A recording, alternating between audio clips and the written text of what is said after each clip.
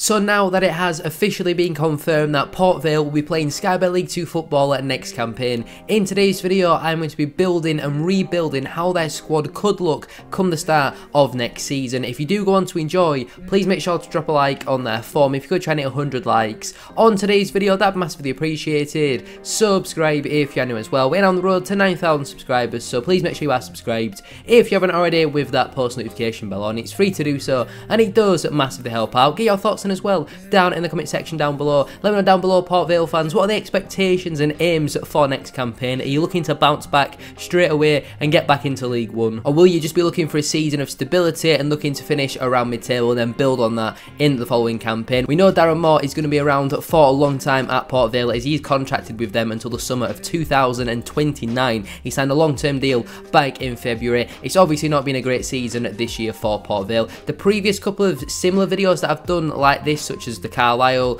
Wrexham, Mansfield and Stockport one, will be slightly different to this video, as clubs are now starting to announce their retain list, and I'm sure transfers are going to start to happen, so it is slightly different, but the main aim of the video is still exactly the same. So make sure to drop a like on there for me, subscribe if you're new as well, and let's get into it. We mentioned him briefly there, but we'll start out with Darren Moore, and if he is actually the right man for Port Vale. I think when he got announced as manager, there was kind of a lot of excitement about it because of what he'd done at Sheffield Wednesday, managing to get them up into the Championship, but his appointment didn't really work out, and I do think there is a little bit of discontent and frustration already amongst the Port Vale fan base. Now, you look at the fact he signed basically a 5.5-year contract, and a lot of people would obviously raise their eyebrows at that, because you don't really get any longer than 3, maybe 4-year contracts at League 1 level, and obviously now in League 2 level, so to see him sign a 5.5-year deal was massively surprising. I presume there will be a compensation package agreed which isn't paid for the next 5.5 years. You would hope that the Port Vale hierarchy aren't that stupid, and over the last couple of seasons I think Port Vale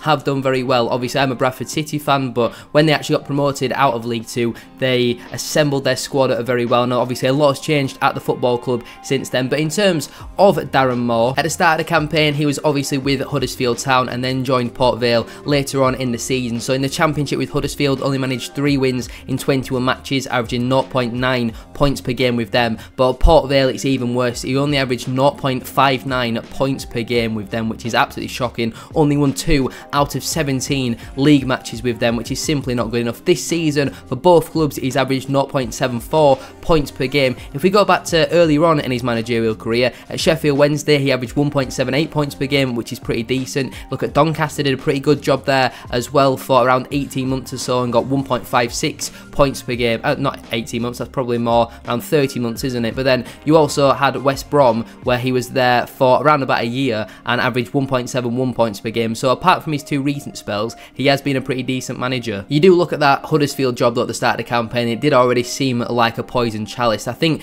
the main frustration for me out of all his jobs he's had so far is this recent job that he's had with Port Vale. Now when I was looking through their current squad and how they've lined up and the options they've had this season, they have got some good players in there. You think the likes of Ben Garrity, Ethan Chislett, they have got some good attacking players, but they've not really scored many goals and they've conceded quite a lot. That's a recipe for disaster, and it has unfortunately meant Port Vale have been relegated. Now, do I think Darren Moore is the right man for the job? I think there is big question marks over him because his recent managerial spells haven't been great. Even Sheffield Wednesday, with the squad they had, they only went up through the playoffs. It was very dramatic in the end, but he only just about managed to scrape them up. So I do think there are question marks over Darren Moore, but I think he deserves to have at least the start of the campaign and see where he can take Port Vale. It all depends massively on what the aims and expectations are, really. If we have a look then at how the Port Vale squad is currently lined up for the latter stages of the 23-24 campaign, for those of you who have watched the other similar type of videos, you'll see that this graphic is a little bit different to the previous ones. Now obviously Port Vale have already released their retained and released list, so that is why some of the colours are a little bit different. If they're a ready type colour, it means they have already been released by Port Vale. If they're in yellow, their loan is expiring with the football club, and if they're in green, they have been offered a new deal. Neither player though has signed it officially yet, and obviously if they're in white, they are contracted for beyond the end of this campaign. Certainly some interesting decisions. I think my retain list would have been different to the Port Vale retain list, but we'll get onto that in a moment. There are some good players in there, you know, like I mentioned earlier. You think the likes of Ben Garrity, Ethan Chislett, they've got some good young players coming through like Bailey, De Pepper, James Plant, and also Ben Lomax as well. Jesse Deborah has been pretty solid this season. Their loans for the large part haven't really worked out, apart from Arblaster, goalkeeper who went back in January. Connor Ripley, I think, is a very good goalkeeper.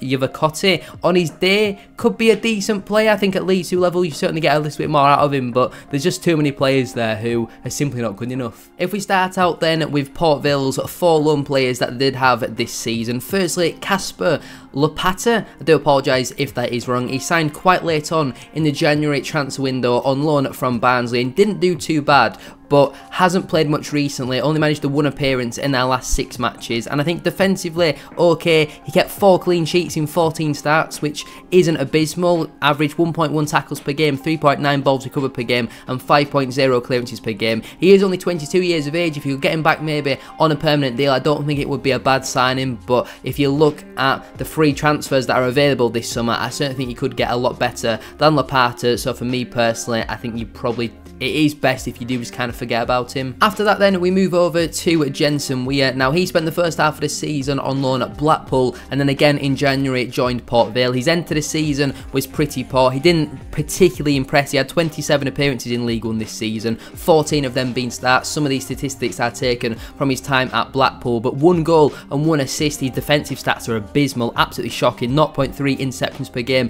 0.6 tackles per game, 0.8 clearances per game as well, only a 43% successful dribble rate, wins less than 50% of his ground and aerial duels. I'm just not seeing what he offered to this Port Vale side whatsoever. He was a decent player a couple of seasons ago. Since then, in his numerous different loan spells, I've not seen much from him, and again, on the whole, a failed signing for Port Vale, unfortunately. After that, we move on to the forgotten man, Daniel Gore. Signed on loan in January again for Port Vale, managed the 1 appearance in a 1-0 defeat at home to Portsmouth, and I'm pretty sure he picked up quite a long-term injury there, so was then sent back to Manchester United. At just 19 years of age, you don't really know how good he was going to be because he literally only played 54 minutes of football and he hasn't been seen for the remainder of the campaign, so it's a really hard signing to judge, but because he's only played 54 minutes for a football club, you would probably have to put that one down as a poor signing as well. And the final loan signing Port Vale had at this campaign was winger Alex Myton on loan from Nottingham Forest. He spent the first half of the season again out on loan in Belgium, and at Port Vale only managed the 3 starts for a football club, just the 10 appearances in total, no goals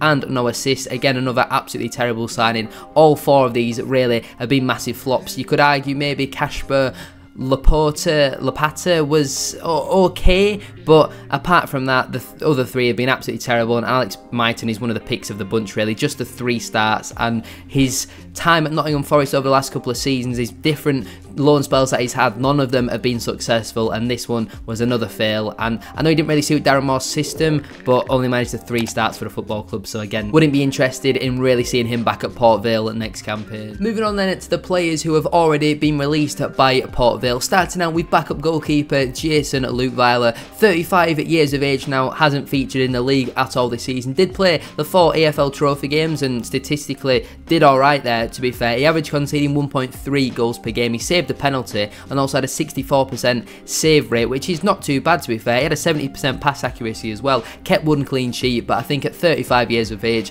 these type of deals are always going to happen when a goalkeeper is a backup for a season or 2 at one club, they then want to maybe move on and try and get a first team spot playing consistently, and it's just kind of the cycle and merry-go-round you get with goalkeepers. He's done his spell as the backup goalkeeper at Port Vale. Obviously Connor Ripley is miles better than him, and now he's decided to move on, so it's certainly a position Port Vale are going to need to recruit in this summer. Experienced winger Gavin Massey was also released by the football club. He is now 31 years of age, managed the 40 appearances in League 1 this season for Port Vale. Just the 22 starts though, 1 goal and 2 assists isn't particularly great. He played a couple of games at right wing back under Darren Moore, but a lot of them were substitute appearances as a striker just for the last couple of minutes really, and I assume he would have been one of the more higher earners at the football club. And you look at his age and his goal return in 22 starts, it's not particularly great. His defensive output is very poor. He doesn't suit Darren Moore's system, so I guess for all parties really it makes sense to release him, get his wages off the wage bill and allow him to go play football in a system that suits him more. And the final player Port Vale decided to release this summer was striker James Wilson, probably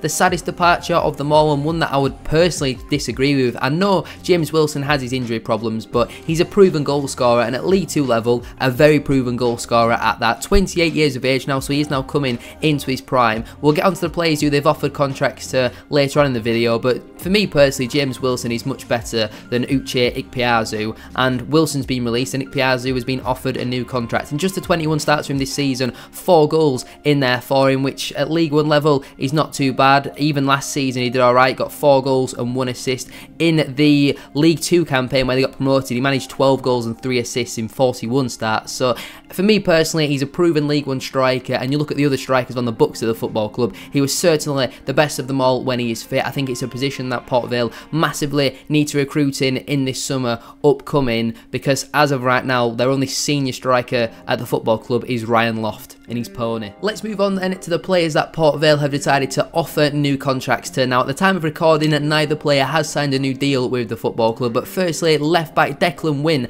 has been offered a new deal by the club. Now, this for me is really bizarre because he's only featured on the bench once this season for Port Vale, and that was in a 2-1 home defeat against Wycombe Wanderers, but then he's been over in America. His last game there was in October. I don't really know what's gone on with him, to be honest with you. He's I was going to say New Zealandish. That's certainly not the right saying, but you get what I'm trying to say. He's from New Zealand. He's 28 years of age, and I literally know nothing about him, so I can't really comment on him all too much. It sounds like clearly Darren Moore sees a player in there, but the fact he's only featured on the bench once all season is a little bit bewildering. Port Vale fans, please enlighten me down in the comment section down below, because I've no idea who this guy is and I don't know what he's contributing to the football club, but it sounds like he's going to be here for at least next season. And the other player who Port Vale decided to offer a new contract to is striker Uche Ikpeazu. He's now 29 years of age, and it's just a move that I don't really understand and certainly can't get behind. He signed for the club as a free agent back in October, managed the 20 appearances in total in League 1, 11 of them at being starts. He scored 1 goal and got 1 assist, averaging a goal every 1,074 minutes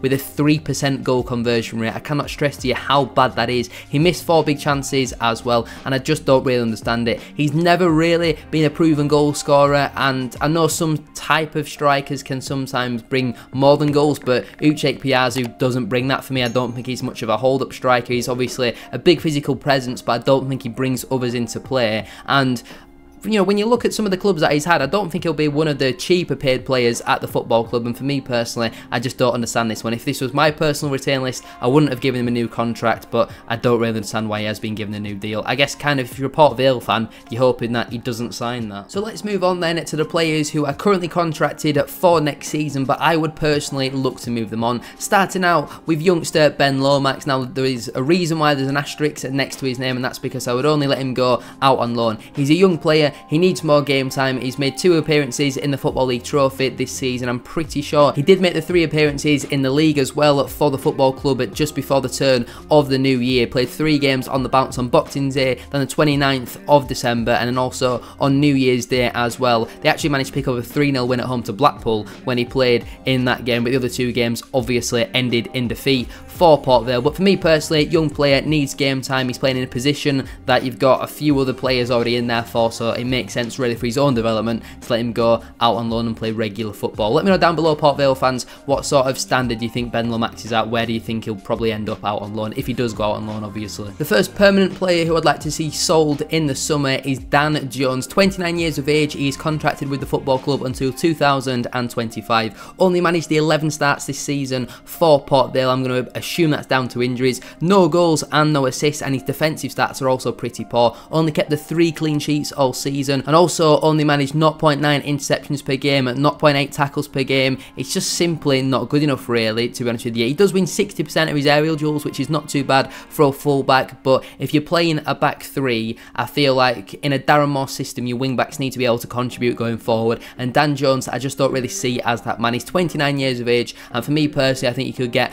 better attacking options in that position. If he does stay around, it's not the end of the world. He's been at the club for a number of years now, but if Port Vale is serious about wanting to bounce back from relegation, then for me personally, I think Dan Jones needs to move on. The second player who I'd personally like to see move on a permanent deal is midfielder Jason Lowe. I didn't really understand this signing at the time. If a team like Carlisle at the start of the season, with all due respect, were interested in him, we all know about their financial restraints and how little money they had to spend. I don't know then why Port Vale went in and offered him a contract. He's 32 years of age now, only managed to 21 starts all season in the league, 29 appearances in total in the league, no goals and and no assists in there for him. Again, his defensive stats not particularly great. For a midfielder, you would expect him to have high interceptions and tackles, and he only has 0.6 of each per game, which is simply not good enough. He only wins 38% of his aerial duels. You're not going to win football matches if your main defensive cover in midfield is winning less than 40% of his aerial duels. That's simply not good enough. He's 32 years of age. It might be hard to try and find him a new club because he hasn't had a particularly great season when you factor his age in as well. I just don't really understand the reasoning for bringing Jason Lowe in.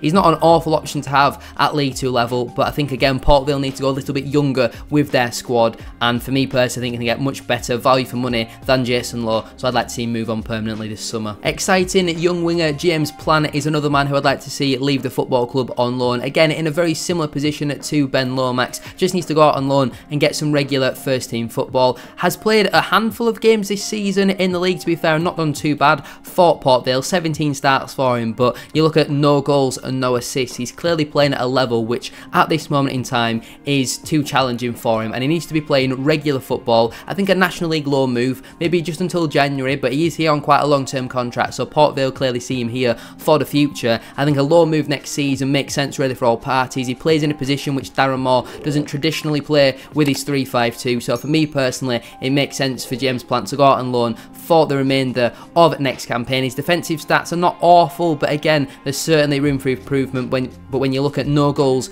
and no assists in 26 League One outings, it's simply not good enough for an attacking player, and for me personally, I'd let him go out on loan next season. The penultimate departure which I'd like to see this summer then is striker Ryan Loft. Just absolutely terrible, isn't it? I mean, Port Vale fans, I've seen it every couple of weeks just pop up on my timeline, a random tweet with criticism for Ryan Loft because he's simply not good enough. Should have never really been signed by the football club. He is 26 years of age, so it's not a bad age, but his goal return is poor. 1 goal in 29 League One appearances this season. Even last year, 4 goals in 34 appearances. It's not particularly great, and Port Vale need better than Ryan Lowe if they are to be successful next campaign. Again, similar to Ikpeazu, he's a big physical threat who's not really much of a threat and doesn't really bring much to the side. Port Vale need goal scorers. Ryan Loft definitely is not that, so for me personally, I think he will be much easier to move on than someone like a Jason Lowe because of his age, but in my personal opinion, I'd like to see him move on this summer. And the final player who I'd like to see depart this summer, in my personal opinion, is Uche Ikpeazu. Now, he's been offered a new contract by the football club, but in my personal opinion, I don't think he should have done. So if this is my rebuild and we're having to factor in the fact he has been offered a new contract and we expect him to be around, I personally don't want him around next season. I don't think he's good enough, and I think if Port Vale are to be successful next season, they can't be relying on Ikpeazu and Ryan Loft to score the goals, because I think between them, they couldn't score double figures, including maybe even assists as well. I don't think either of them are good enough to get 5 goal contributions each throughout the whole season. Both of them as well have struggled with injuries and coming in and out of the side constantly. They're just not good enough, and for me personally, I'd be looking to move Uche Ikpeazu on if he does sign that new contract. Obviously very unlikely to happen, but this is my personal rebuild and this is what I would personally do. So if you factor in what Port Vale's in real life retain list is saying, and then also my transfer business that I would like to see happen, here then is how the Port Vale squad would line up before the 24-25 campaign. As you can see, lots of room for improvement. I think I'm right in saying that there's actually only 11 players on there, so lots of signings needed, and there's a lot of positions that I personally think they need to improve in. Apart from maybe right wing back, I think they need a signing in every single spot here. Obviously players like Ethan Chislett have been playing more off the front too, but Darren Moore doesn't really play with wingers, and that is his natural position, so some of the positions are a little bit skew with. Connor Grant has played quite a lot a left wing back in real life, but again, naturally a central midfielder. I know he can definitely play there though. For me personally, even some of them players that are on there, if they moved on, I don't think it would be the end of the world. I think the key ones for me that they need to keep are Connor Ripley,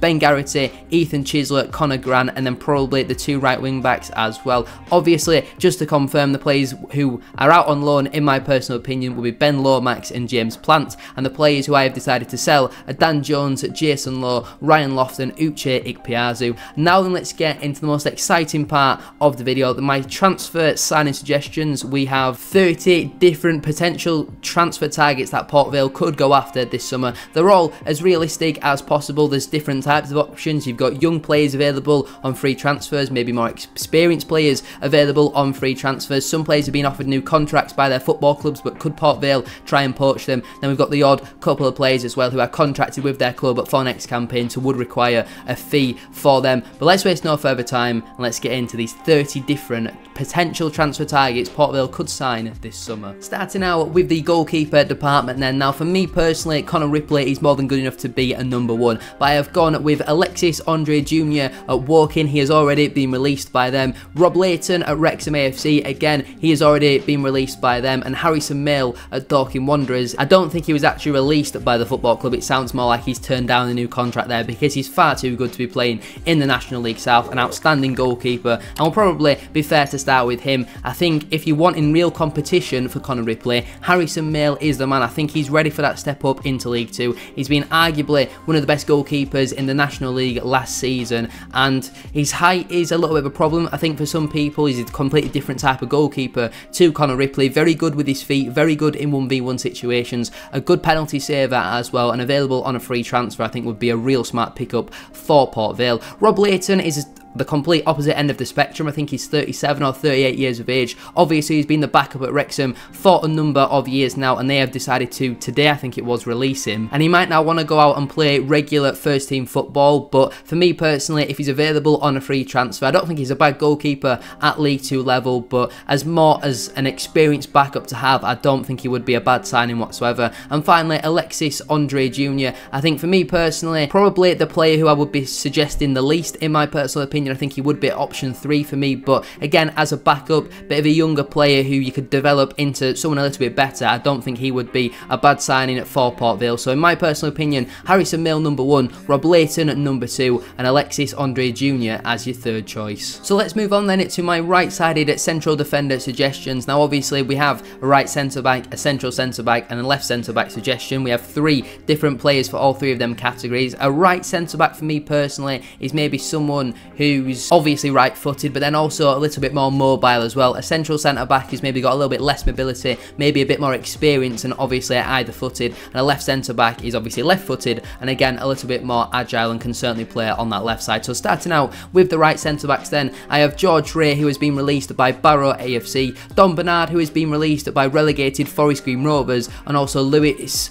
Monsmer, who has been released by League 1 side at Lincoln City. Starting out with George Ray then, 30 years of age, very experienced, and has had a very good 2 years with Barrow, but he's decided to move on from there. I think he was actually released by Barrow, and I don't really understand why, because in my personal opinion, he's been their best centre-half this season. I know Canavan and Chester have been very good for them, but I'm a big fan of George Ray, and I think any League 2 side who picks George Ray up on a free transfer has got themselves a very good centre-half. Port Vale obviously need to improve at centre-back, and I think George Ray would be a smart signing. Don Bernard, again, probably similar to Alexis Andre Jr., probably my third choice, as he has been relegated with Forest Green, and he did contribute towards that, but I don't think he is a bad signing. Again, available on a free transfer, but not one that I'm dead set on that I think Port Vale needs to go out and get in through the door tomorrow. And finally, Lewis Monsmer, found minutes hard at Lincoln this season, but in the games that he did play hasn't been too bad. I think he played 8 matches in League 1 this season and kept 4 clean sheets in that side. Lincoln have always had a very good defensive record over the last couple of seasons, and for me personally,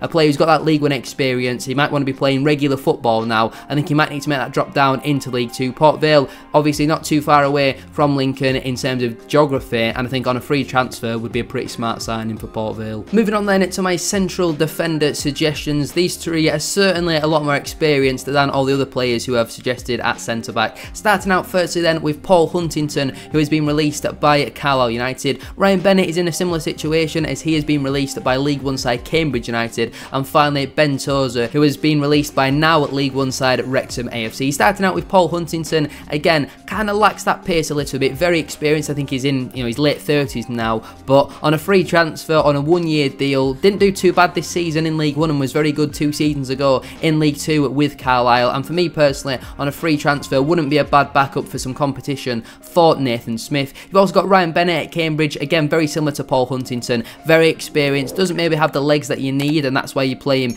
in the middle, but can deal with a big physical striker, and I think on a free transfer on a 1-year deal will provide some much needed experience. And also Ben Tozer at Wrexham, his main selling point is obviously his long throws. They are absolutely ginormous, but he's a very good defender as well. Obviously, Wrexham spent a couple $100 on him 3 seasons ago. They've decided to release him now and move on. I think, again, he is 34 years of age. A little bit more mobile than Bennett and Huntington. I wouldn't say his legs have gone yet, but a lot of experience in there. And I think on a free transfer, he would probably be my pick of the bunch. Then maybe Paul Huntington, and then maybe Ryan Bennett. But I'd probably say Huntington and Bennett are probably on the same sort of level. Ben Tozer, for me, though, is my #1 suggestion that Port Vale sign at centre half. And to complete my back 3 suggestions, then moving over to left centre back, starting out with Fraser Blake Tracy at Swindon Town. He has been released by them this summer. Terrell Thomas has also been released by Charlton Athletic and is available on a free transfer. And finally, Alex Hartridge, who has again been released by Exeter City. Now, there's not many left centre halves who are going to be available on free transfers this summer, and some of these names have cropped up in some of the other videos, but Alex Hartridge for me is the #1 suggestion. I absolutely think he's outstanding, very good at League 1 level. If Port Vale can convince him to drop down into League 2, I think it would be a very good signing. Not necessarily a sort of player you would associate with a Darren Moore team, you know, he likes more experienced, robust centre-halves, but Alex Hartridge, very good with his feet as well, and I think on a free transfer would be a very good pickup. Terrell Thomas at Charlton is maybe something you would consider a little bit more of a Darren Moore signing, very experienced, provides that left-footed bounce as well, much more of a defender, was quite underrated this season in my personal opinion at Charlton, but if they want to be progressing, they can't really have room for sentiment with Terrell Thomas, and I think he might now drop down into League 2 and he would be a smart signing for Port Vale. And finally, Fraser Blake Tracy at Swindon. He's a bit of a weird one because at times in his career he's played left back, left wing back, even left midfield sometimes, and now recently been playing left centre back for Swindon. Again, hasn't been awful there over the last couple of seasons. I wouldn't say he's my main suggestion, probably option #3 with Hartridge being #1 and Terrell Thomas being at #2. He's kind of in between Hartridge and Thomas in terms of what you would call a Darren Moore type player. Decent on the ball, decent defensively, but doesn't massively stand out in either department. And I think any of them 3 players on free transfers would be smart pickups for Port Vale. Away from the centre halves then, obviously we know that we don't need any right wing backs, as Port Vale, in my personal opinion, have already got 2 more than competent players in that position. Let's move over to left wing back then. Starting out then with Beanie Kuto, who has been released by Oldham. Now, he's maybe one more for the future, thinking about the long term. Again, we know Darren Moore has 5 years left on his contract. I think for me personally, Kuto could provide that attacking output, but I just think he needs a manager to get the best out of him, and I don't really see him developing that at Oldham under Mickey Mellon. He has been released from there, and I do think might not be one for this season or even next season, but in the long term I think would be a really, really good signing for Oldham. You also got Rose Longello. He is currently set to expire his contract with Accrington this summer, but they have offered him a new deal, so he would have a little bit of competition for his signature, and I think again one for the future would be a very good signing for Port Vale. And also Reece Devine at Swindon Town. Again, he has already been released by Swindon and is now available on a free transfer. I don't really know how the compensation works with players who are under 24 but have already been released by their football clubs. I'm not really too sure, but all 3 of them, maybe not players you would consider as amazing right now, but they're young players who you could develop, and Darren Moore I think is a man who could certainly develop some of these younger players into better players who they can then look to sell on for a profit, and everyone wants to be that type of club. You don't want to be signing all these 30 to 35 year olds on 1-year deals and just trying to get through the season. You want younger players who can be here for the long term, you can sell on for a profit, and I think any of them 3 signings would be really good for Port Vale. And like I say, they're all currently available on free transfers. You might have a bit of competition for Longello, but if Accrington and Port Vale, we saw what happened with Mitch Clark, I certainly think he could maybe get his head turned up by Port Vale, but any of them 3 I think would be good signings. Let's move on then to some midfield suggestions, starting out then with my holding midfielder options to compete with Ojo. Starting out with Luke Young, who has been released by Wrexham AFC. You've also got Harry Kite, who has been released by Exeter City, and finally Sam Finlay, who has been released by Bristol Rovers. Now, firstly, I think with a midfielder, some people can play as a holding midfielder and also as a number 8. A number 8 can also play as a number 10. So these are kind of all players as your holding midfielder, number 8s and number 10s, who can all rotate really and play in different positions, but they're just different options that Port Vale could sign. Luke Young has obviously been the captain at Wrexham for a couple seasons, got them back-to-back promotions, and I think for any League 2 club would be an absolutely outstanding signing at this level. He is now what you would call the wrong side of 30, but would provide some real experience in Darren Moore's side. Harry Kite, again, a bit more of a younger option who Port Vale could go on and develop, and I think has had a solid season at Exeter. I'm pretty sure he chose off his own back to leave the football club, and that does kind of make sense. He probably wants to come back further up north, and for me personally, I think on a free transfer would be a smart signing for Port Vale. And finally, Sam Finlay of Bristol Rovers, again similar to Luke Young, probably what you would call the wrong side of 30, but has some real experience, and I do probably see him staying in League One, maybe to a side further down there, someone like a Cambridge for example. But if Darren Moore can convince him to drop down into League Two, I think on a free transfer he would be a really smart pickup. It all depends really where Port Vale see their recruitment going. Do they want to bounce back up straight away and maybe go with some more experienced players, or do you want to build for the long term like what Darren Moore's contract would suggest and get some younger players in who might have an iffy first season, but then by season 2 under Darren Moore are real proven experienced League 2 players? For me personally, I want the latter option. I think Harry Kite would be the pick of the three, but either Luke Young or Sam Finlay at League 2 level on free transfers would be very good signings. Let's move on then to my central midfielder suggestions for players who normally play as that number 8 and can provide some real competition for Ben Garrity. Starting out with Teddy Bishop then, he has been released by League 1 side at Lincoln City. Liam Sercombe has been offered a new contract with Cheltenham as his deal is set to expire this summer, and also Tom Bayliss at Shrewsbury Town. He has now been released by the Salop, and for me personally, Teddy Bishop is obviously priority number 1.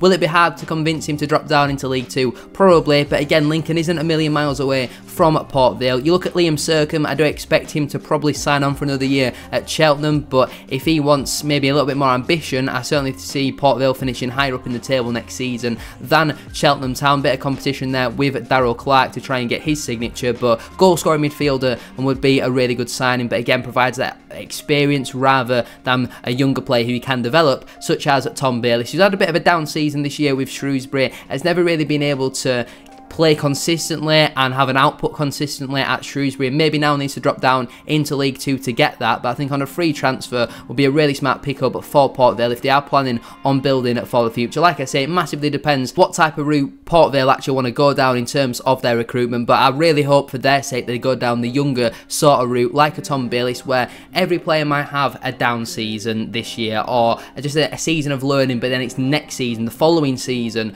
where they really kick on and Port Vale really do challenge for promotion. I think a season of stability with some younger players would certainly benefit them more for the long term, but either of them three would be smart signings. Teddy Bishop, obviously the pick of the bunch, but Sercombe and Bayliss wouldn't be bad options either. Moving on then to my attacking midfielder suggestions, or players who traditionally play as number 10s to provide some real competition again in that midfield. Starting out with Gavan Houlihan, who has been released by Grimsby Town. I don't really know why he's been released by Grimsby, because I think he's a decent player. Jack Payne as well, he has already been released by Charlton Athletic, currently out on loan at MK Dons, who will be featuring in the playoffs, and also Daniel Mandrew at Lincoln City. Now obviously Mandrew will be the hardest of them all because he's got nearly 15 goal contributions in League 1 this season, but he has been released by Lincoln. I know a fair few of them goals were penalties, and I expect him fully to stay in League 1, but if Port Vale can convince him to drop down into League 2 and you have an attack of Garrity, Chislett and Mandrew with a couple new strikers in there, that is very exciting in my personal opinion. Jack Payne has always been a very good League 2 player, has kind of struggled a little bit in League 1 and he is now pushing 30, so I wouldn't suggest him massively. But Gavan Houlihan, I don't really understand why he has been released by Grimsby, because he's always had a decent output from midfield. I think 7 or 8 goal contributions this season, got double figures in terms of goal contributions last campaign, and for me personally, on a free transfer, I think again would be a pretty smart pickup from Port Vale. But obviously Mandrew is the pick of the bunch, but again he would probably be the hardest to convince to drop down into League 2. Let's move on then to my striker suggestions. Now, how I've done right striker and left striker is kind of basically irrelevant. They're two different profiles of striker. So the right striker is much more of a target man sort of physical striker, and the left striker is a different type, maybe a runner in behind, a bit more pace in there, more of a poacher in front of goal. So starting out with the big physical units, we firstly have Matt Smith at Salford City, who has now been released by the Ammies. John Marquis has also been released by Bristol Rovers and he's looking for some more consistent first team football, and also Viden Oliver, who is contracted with Bradford City until 2025, but it's highly expected he'll move on from the football club this summer. Starting out with Matt Smith, proven League 2 goal scorer. It does kind of mean you need to change your football and system to suit him more, but when you've got players like Garrity and Chislett feeding him, he's obviously a massive physical threat, a real hard striker for defenders to deal with, and I think on a free transfer would be an outstanding pickup for for Port Vale. John Marquis has been around the block a little bit over the last couple of seasons and has now been released by Bristol Rovers. He'll be wanting some more consistent first team football, and I only really see him getting that if he does drop down into League 2. He's proven in the past though he can score goals, and I think at the age he's at now we'll probably be looking at between 10 and 15 goals, and would certainly be a massive improvement on Ryan Loft. And also Viden Oliver at Bradford City had 2 unbelievable seasons in League 1 with Gillingham, was then convinced to join Bradford City on a 3-year contract. His first season he spent the majority of it injured and only scored a couple of goals. His second season only scored 1 goal in the EFL Trophy and again spent the large part of it injured. Now I don't really know if I'm suggesting that Port Vale sign Oliver to benefit Port Vale or maybe benefit my team Bradford City a little bit more, but either way, if it gets him off Bradford City's wage bill, I think he would be an absolutely incredible signing for Port Vale. But I think it's just about a manager getting the best out of a player, and our numerous managers we've had over the last couple of seasons have been unable to do that. And you look at Andy Cook's form, I don't really see Oliver playing next season, and again you look at his age, he needs to be playing regularly. I think any of them 3 strikers would be really good signings for Port Vale, but I don't see Oliver costing a massive amount of money because he's probably on decent wages for the level, and Bradford City I would expect probably just want him out of the door this summer if he is to move on. But the fact we've got 5 or 6 strikers already, probably want to bring in another one as well. I can only really see Oliver moving on this summer. I think will be available for quite cheap, but any of them 3 will be really good signings. Matt Smith though, by his goal record, would obviously be the pick of the bunch. So let's move on then to my final 3 transfer target suggestions that Port Vale could sign this summer. These are more strikers who you wouldn't consider target men, you'd consider them runners in behind or poachers. Starting out with Fajiri Okenabaire, who has been released by Cambridge United. You've also got Tyrese Sinclair, who has been released by Rochdale, and finally Matthew Stevens, who has been released by Forest Green Rovers. Now, out of all these strikers,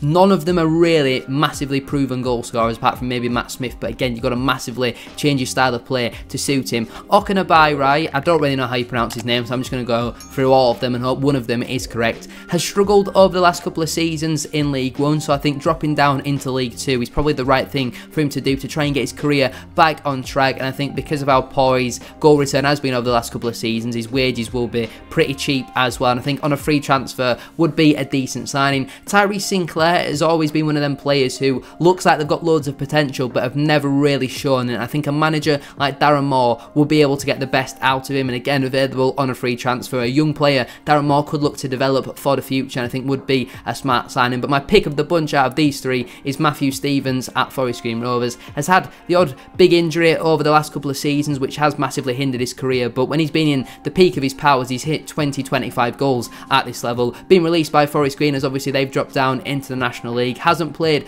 that much football this season, but on a free transfer I think would be a really smart signing for Port Vale. I think whoever they sign at striker have got to be better than Ryan Loft. Surely. I mean, they've got 3 months now to try and get some better players in, but in my personal opinion, I think Port Vale need a massive rebuild this summer. Out of all the videos that I've done, this was probably the hardest and biggest one that I've had to do so far. I massively expect big changes at Port Vale this summer. This video has been quite the long one, so if you have enjoyed, please make sure to drop a like on there for me. If you could try and hit 100 likes. As I said at the start of today's video, that would be massively appreciated. Subscribe if you're new as well. We're on the road to 9,000 subscribers, so please make sure you are subscribed. If you haven't already, with that post notification bell on, it's free to do so and it does massively help out. Get your thoughts in as well down in the comment section down below, Port Vale fans. What are your expectations for next campaign? Where do you want to see your side finishing? Out of my 30 transfer target suggestions, how many of them do you want to see your club sign? Thank you all for watching, have a great rest of your day, and I'll see you very soon for another one. Peace.